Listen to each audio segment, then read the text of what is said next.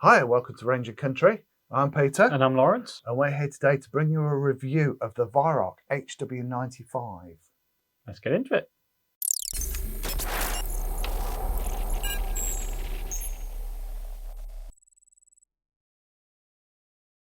Now, the HW95, it's one of Weihrauch's bread and butter rifles, isn't it? Yeah. It's one of their...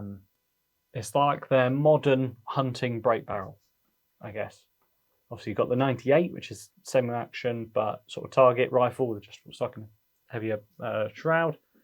But this is their lightweight Springer. Yeah. It's and lightweight it is, isn't it, compared to a lot of the other models? Yeah. It's fairly simple. Obviously, we've got a beach stock on this. So this is the 95K. We've got a beach stock on it, non-adjustable, sort of standard rubber pad on the back. We've got obviously their Rekord Trigger as standard. Gold version. Automatic safety as well. Yeah. Nice. We've got a bit of stippling down the side here and around the pistol grip. Otherwise, the stock is pretty basic. Well built, but basic. Now, they've thought about the lefties, haven't they, with this one? Because this one is ambidextrous. Yeah, absolutely. Yeah. Weihrauch do tend to make their Springers ambidextrous. All of their rifles. Weihrauch tend to make all of their rifles ambidextrous, unlike Air Arms. Air Arms Springers are all handed, which makes life a bit better for the likes of me and you who are right-handed. But for you lefties out there, you're it's a problem. Yeah. But nice and simple. It's their hunting rifle. We've got a 9 to 11mm rail up top here with 3 points for the recoil stud. So obviously we can have the scope wherever we want it, forward, back, or wherever, and that will stop the scope sliding back on the mounts as the rifle recoils. Now, we have a moderator on here, don't we? We've got a standard Weihrauch moderator, which are very, very effective, aren't they? Yeah. They always have. They're probably one of the most effective moderators, and value for money, I would say. Yeah. They're slim, they're sleek. Nowadays, they have tapered the fitted a tapered end, haven't they? So that it is the same diameter as the barrel. Yeah, which not tapered, stepped. Used to be tapered. Tapered. Oh, I said tapered, didn't I? Yeah, you're right. It is stepped. Yeah, with like a spigot coming out the back, which screws on. Very nice. It's that adds to the aesthetics, doesn't it? Yeah. Yeah, it makes it look like a hunting rifle. Yeah. I believe in continent and other markets, the 95s that are available with open sights, but our standard one for the UK is with silencer. I'm sure there are probably reasons for us not getting the open sights, or other countries getting the open sights, but I don't know. I think America and Canada, I think you can't have moderators. I figured it would be something like that. Yeah. There's probably other countries as well that don't allow moderators. Yeah. And I think we can get the open-sighted version, but I think again they're a 30-week special order from Weihrauch, aren't they? Which tends to be. Now, with Weihrauch, one thing you get is quality engineering, isn't it? Yeah. And that barrel lockup system is just absolutely superb. Really, really strong. Yeah. And really reliable. I mean, we're talking a 400 and something pound rifle, so we are looking at a high-end Springer here. So you would expect quality to be the top that you can. Yeah, you would. I mean, this is very similar pricing now to the Walnut BSA Lightning. The new Lightning, isn't it? Lightning CLX. Yeah. Weihrauch have been out way longer with the 95 than the Lightning CLX has, but the Lightning comes with a walnut stock. But have they? Have they what? Have they? Has the HW95 been out longer than the Lightning? Somebody's going to put us right on the CLX, yeah. The CLX for sure, yeah. But the original Lightning has been around for... Yeah, but you wouldn't compare that to a 95. No, not the older one. No. No. The CLX is a serious contender. Yes, but, 100%. yeah. Now, talking of engineering, I mean that they are renowned, aren't they? Yeah. For the quality of engineering, the quality of finish, and I mean we often get second-hand Weihrauchs in the store, don't we?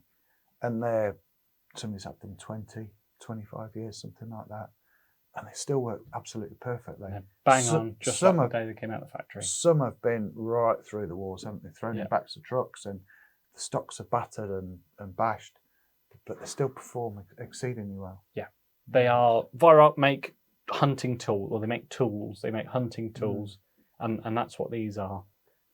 You don't get, like on for instance, like the HW100, the PCP. You don't get frills like you would with a day state. Massive shot count, things like that. Yeah. Yeah, but you do get reliability, like you say, engineering. You know what you're getting with a Weihrauch. We're a high-end rifle, and it's well deserving of it. Yeah. Shall we have a jump into handling and let's see how it's figures and see how we feel. So now, Lawrence, you've been setting this up, haven't you, this morning, and zeroing it? I'm the one that sat here, so I'm the one that's going to be shooting it. Yeah. Now, I haven't had a shot of this one, but I've had shot 95s in the past. What was this one like to shoot? Now, I will just say that this isn't a brand new rifle. This is a pre-loved rifle that we took out the store. Yep. Because it's not far off newest model, and to be honest, it's pretty much mint. It is. Maybe there's a little witness mark where we have the scope now, but currently it's pretty much mint. So yeah, it was a no-brainer to make this one our demo rifle. So this is the 2.2 rifle, and straight out of the box in my zeroing, it was absolute bang on. Really easy to shoot. Now, obviously, we say this every single week. When we get the cameras on, I'm sure the pressure will heat up, and I'm sure it won't be as easy as in my testing. But yeah, it was absolutely living up to the hype and to its price point. The trigger you could certainly adjust. It could definitely have been lighter, but you've got single screw at the just behind the blade here. Really, really easy to adjust. Could make it certainly a little bit lighter. That would definitely have helped. But obviously, as we always say, this is factory spec. This is as it comes, straight out of the box, chuck a scope on it, chuck some pellets down it, and see how it shoots. Yeah. We don't like to, I mean, we could set each rifle up for our own preferences, couldn't we? But we would be here all day. Yeah, we would, but then that would also be, it wouldn't be a like-for-like test, because some would set up better, and so we take it out of the box and we shoot it straight out of the box. Yeah. Yeah. Obviously, if it's your own rifle, you're going to fettle it, you're going to adjust the trigger, it's going to, you're going to set it up exactly as you want it. Yeah. Now, some headline figures, some numbers and bits. Overall length is 45 inches, 114 centimetres, and that includes the silencer. And we've got a 12-inch 300mm barrel on here. Now, this is the K, as I say. I'm sure export models are longer. I think that's probably it, because they've got open sights, because they've got a longer barrel. Yeah, I think they've had to shorten the barrel to be able to make room for to make it not look stupidly long, haven't they? Yeah. Or stupidly short if they shortened the barrel to bring it down for our powers. Yeah. Maybe, yeah. But this is the model that we have. And weight wise, it's 3.4 kilos with the scope. So it's not calling it a light rifle would be a lie. But calling it, I don't think it's a particularly heavy rifle. Reliably heavy, reassuringly heavy. Reassuringly solid. Yeah. It's not, I would not call it heavy, but I wouldn't call it light either. Yeah, neither one nor the other. Yeah. Okay. So, probably ought to try shooting it. So Lawrence, let's see what we can, what you can do with this rifle. Now we said earlier on that this is a pre-loved model that we have for sale in the shop. Didn't see any point in taking a new one out of the box and making it an ex-demo gun just for the sake of it. So yeah, it's as good as new, excellent condition.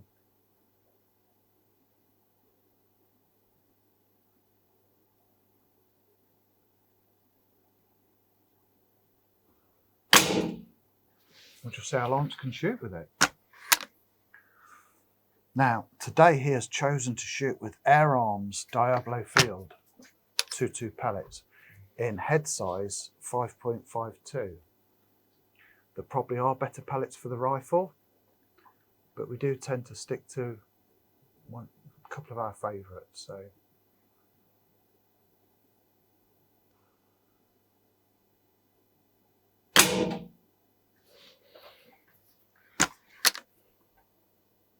we'll see how Lawrence can do. So that's two in there. They're on the same target anyway, so he's not doing too bad. He's not amused. In testing, I was getting basically every shot through the same hole. Really? And then the cameras have gone on. Yeah, conveniently when we weren't filming it. Yeah, convenient. Take your time. Take your time on that trigger pull.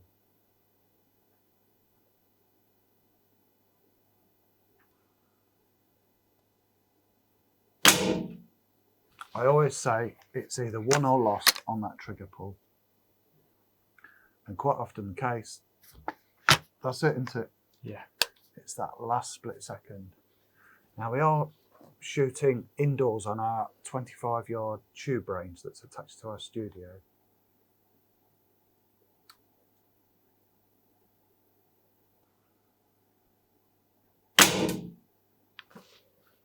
Again, on the same target, so A nice vertical group. Shame I can't sort of hold it down and keep it. that's interesting. We're using a 2.2 here. Not often we shoot a 2.2, is it? Not by choice, I don't think. We always just seem to prefer 177. 177 makes a smaller hole on the target, and then obviously for a video it makes it look a bit better. Yeah. Shouldn't be any more or less accurate though. The sceptical people out there are going to say 177 pellets are cheaper, aren't they? The Northerners. Aye.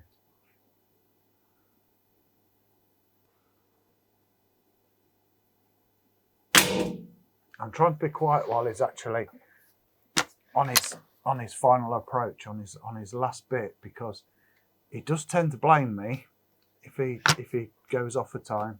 I do get backup from the comment section, to be fair. You do get what? Sorry. Backup from the comment section. Backup. Saying that you put me off. That's because you slipped him a fiver to say that.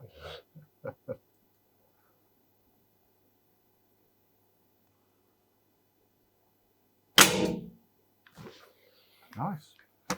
Now we do get quite a few comments because we deliver up personally, Lawrence and myself. We do get quite a lot of feedback, don't we, on our videos from customers that we deliver to. And I think most people like our videos, don't they? We're not salespeople. I often think of it as a couple of mates down the range having a bit of banter and a chat.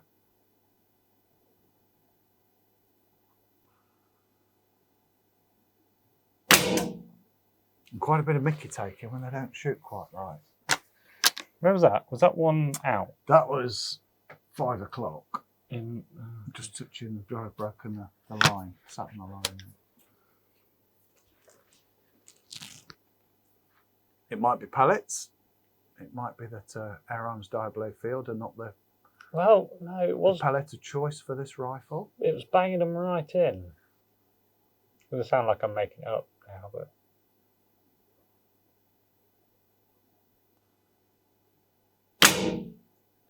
that was bull.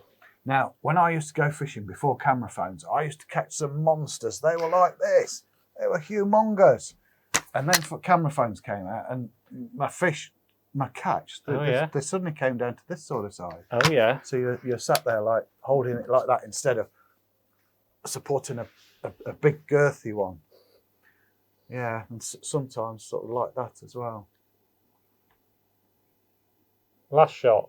It's going to go everywhere. It's going to miss completely. No, you're going to concentrate more on your trigger, and this is going to be the perfect one.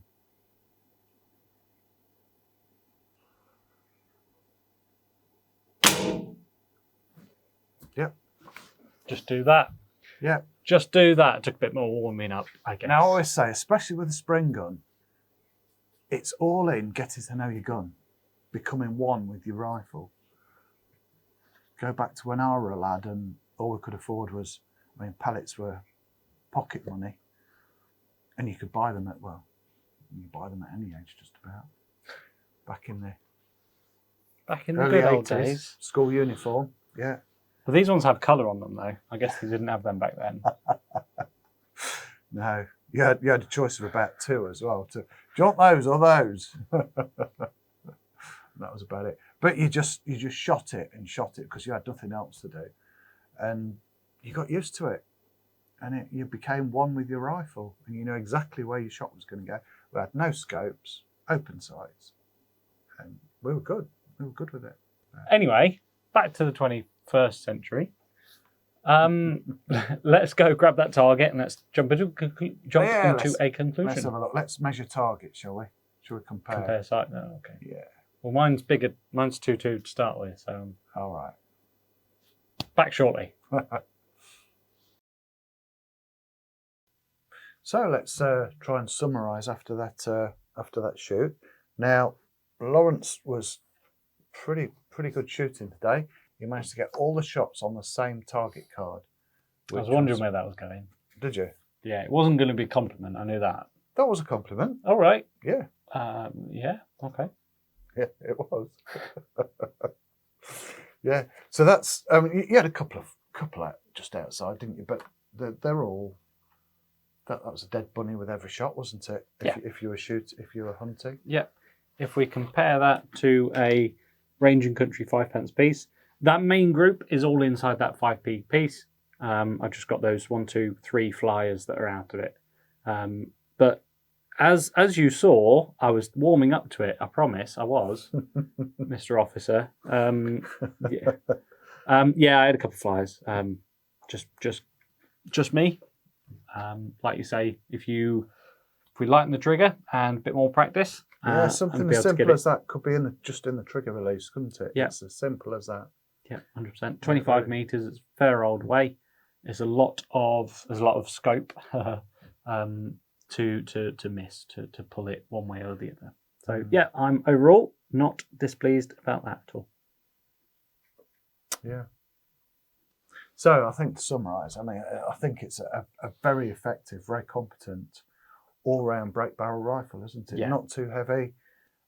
Doesn't come with open sight, so you do need a scope on it. Could a junior shoot that? I would think that's probably a junior's next step up from a 99. It's quite a long body though, isn't it? It's a long old reach to be able to get to there. Yeah. I would say probably not personally. Well, it's a full size rifle. 15-year-old, something like that. Yeah. Yeah. Yeah. But yeah, definitely a very, like you say, competent hunting rifle. Yeah, I'd say next step up from a 99. So, yeah. Well, thank you very much for watching. Thank you. Please like and subscribe, and we'll see you in the next video. Thank you.